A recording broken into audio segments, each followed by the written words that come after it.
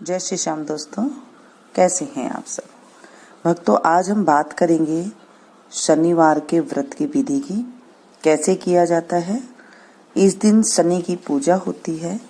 काला तिल, काले वस्त्र, तेल, उड़द शनि को अति प्रिय होती हैं, इसलिए इनकी शांति के लिए ये पूजा होती है। शनि को जो दशा होती है उसको दूर करने के लिए यह व्रत किया जाता है। शनि का स्तोत्र का पाठ भी विशेष लाभदायक सिद्ध होता है। शनिवार की व्रत की कथा।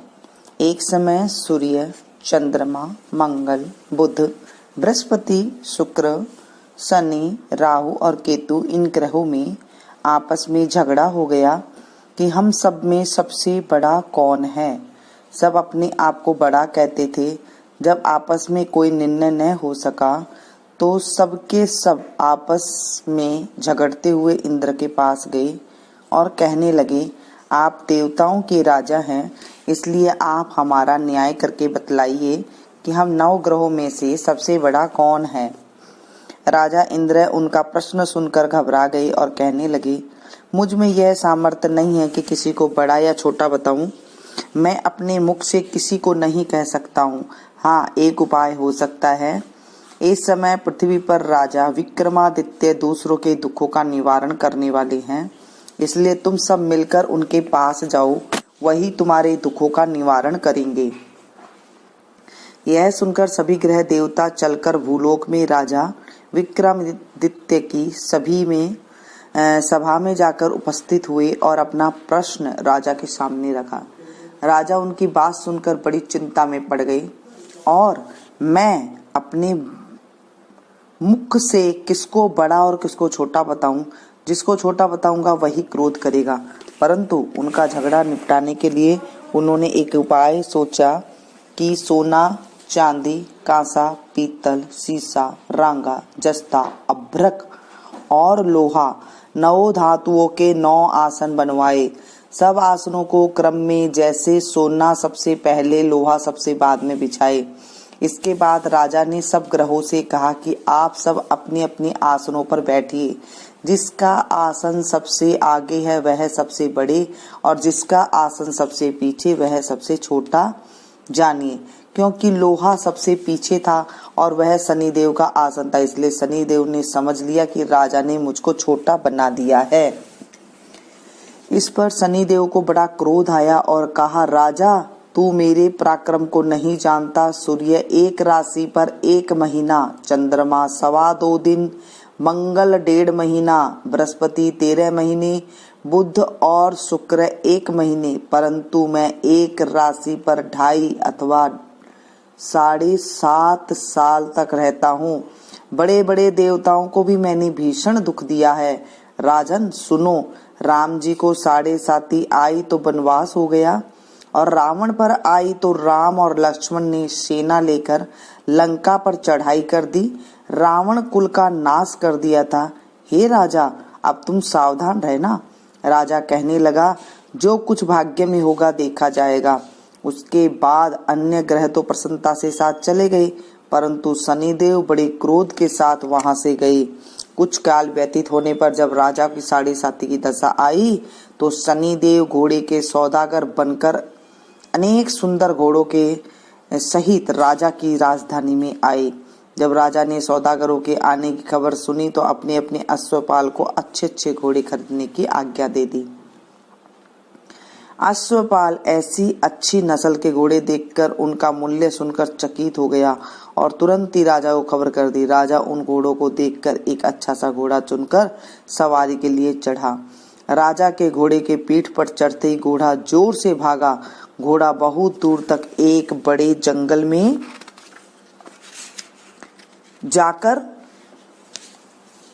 राजा को छोड़कर अंतर्ध्यान हो गया। इसके बाद राजा अकेला जंगल में भटकता फिरता रहा, परंतु बहुत देर के बाद राजा को भूख और प्यास से दुखी होकर भटकते भटकते एक ग्वाले को देखा। ग्वाले ने राजा को प्यास से व्याकुल देखकर पानी पिलाया। राजा की अंगुली में एक सोने की अंगूठी थी। राजा ने वह अंगूठी निकालकर प्रसन्नता से ग्वाले को दे दी और शहर की ओर चल दिया।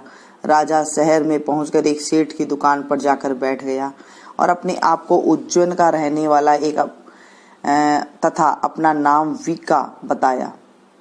सेठ ने उसको एक कुलीन मनुष्य समझकर जल आदि पिलाया। भाग्यवश उस दिन सेठ की दुकान पर बिक्री बहुत अधिक हुई। तब सेठ ने उसको भगवान पुरुष समझकर भोजन कराने के लिए अपने साथ ले गया। भोजन करते समय राजा ने आश्चर्य की बात देखी कर खूंटी पर हार लटक रहा था, वह खूंटी उस हार को निकल गई। भोजन के बाद कमरे में आने पर जब सेठ ने कमरे पर हार न मिला तो सबने यह निश्चय किया कि सिवाय बीका के और कोई इस कमरे में नहीं आया था, अतः अवश्य ही उसी ने हार चोरी किया है। परंतु बीका ने कहा कि हार मैंने नहीं लिया है। इस पर 5-7 आदमी इकट्ठे होकर उसको फौजदार के पास ले गए। फौजदार ने उसको राजा के सामने उपस्थित कर दिया और कहा, यह आदमी ने भला प्रतीत होता है, चोर मालूम नहीं होता है, परंतु सेठ का कहना है इसके सिवाय और कोई घर में नहीं आया है, अवश्य ही चोरी इसी ने की है। तब राजा ने आज्ञा दी इसके हाथ पैर काटकर चौरंगिया किया जाए। राजा की आज्ञा ने तुरंत पालन किया गया और बीका के हाथ पैर काट दिए गए। इस प्रकार कुछ काल व्यतीत होने पर एक तेली उसको अपने घर ले गया और कोलू पर बिठा दिया। बीका उस पर बैठा हुआ अपनी जबान से बैल हाँकता रहा। शनि की दशा समाप्त हो गई और एक रात को वर्षा ऋतु के समय वह मल्लार राग गाने लगा। उसका गाना सुनकर उस शहर के राजा की कन्या उस राग पर मोहित हो गई और दासी को खबर लाने को भेजा कि शहर में कौन गा रहा है। दासी सारे शहर में फिरती फिरती क्या देखती कि तेली के घर चौरंगिया राग गा रहा है। दासी ने महल में आकर राजकुमारी को सब वृतांत सुना दिया। बस उसी क्षण राजकुमारी ने अपने ही मन यह प्रण कर लिया कि यह चाहे कुछ भी हो, मुझे उस चौरंगिया के साथ ही विवाह करना है। प्रातः काल होते ही जब दासी ने राजकुमारी को जगाना चाहे तो राजकुमारी अनशन व्रत लेकर पड़ी थी। तब दासी ने रानी के पास जाकर राजकुमारी के न उठने का वृत्तांत कहा। रानी ने तुरंत ही वहां जाकर राजकुमारी को जगाया और उसके दुख का कारण पूछा तो राजकुमारी ने कहा, माँ, मैं यह प्रण कर लिया है कि तेली के घर में जो चौरंगिया है उसी के साथ विवाह करूंगी। माता ने कहा, पगली, ये क्या बात कर रही है? तेरा किस देश के राजा के साथ विवाह किया जाएगा?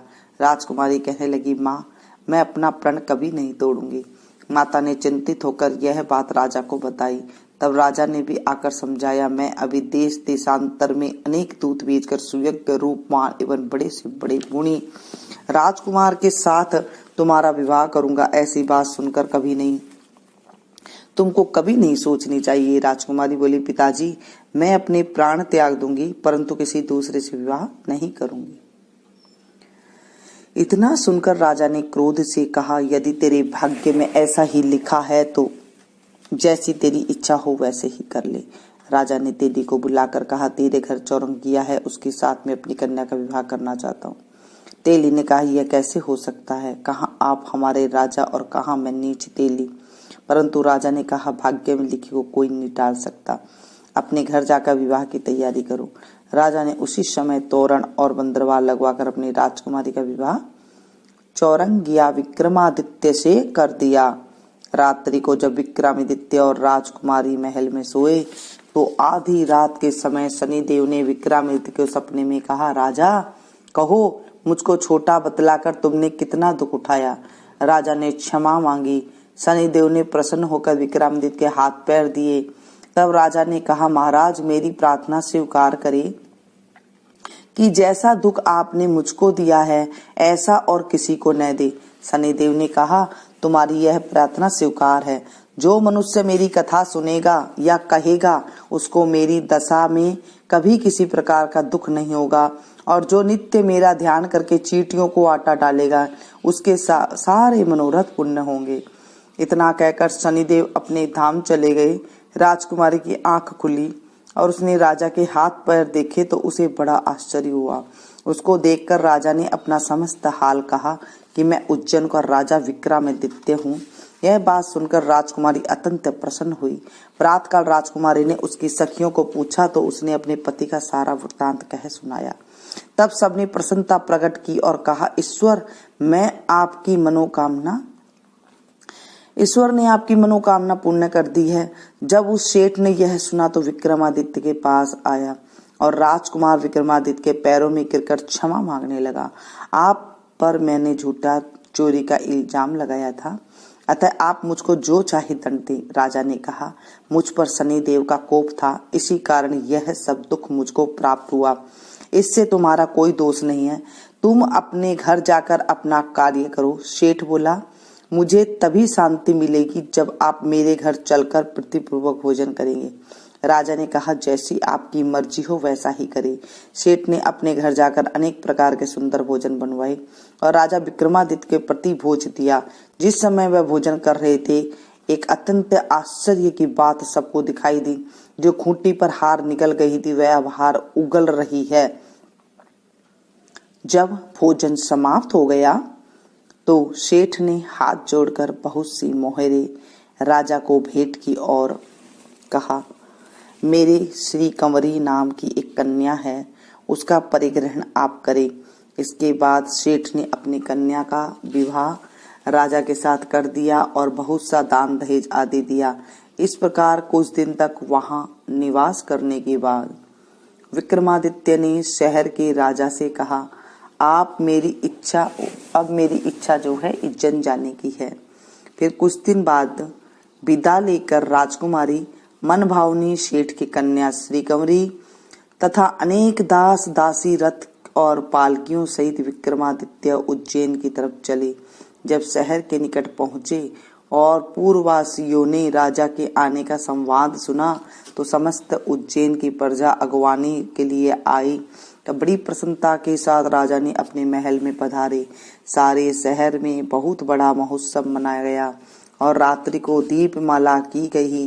दूसरे दिन राजा ने शहर में यह घोषणा करवाई, शनि देवता सब ग्रहों में सर्वोपरि है। मैंने इनको छोटा बताया था, इसलिए मुझको यह दुख प्राप्त हुआ। इसी कारण सारे शहर में सदा शनि देव की पूजा और कथा होनी चाहिए।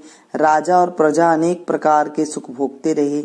जो कोई शनिदेव के इस कथा को पढ़ता है या सुनता है, उसके शनिदेव की कृपा से सब दुख दूर हो जाते हैं। शनिवार की कथा को व्रत के दिन अवश्य पढ़ना चाहिए।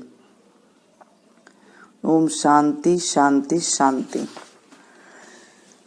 शनिश्चर बाबा सूरज के तपधारी, शनिश्चर बाबा हम सब है तेरे पुजारी।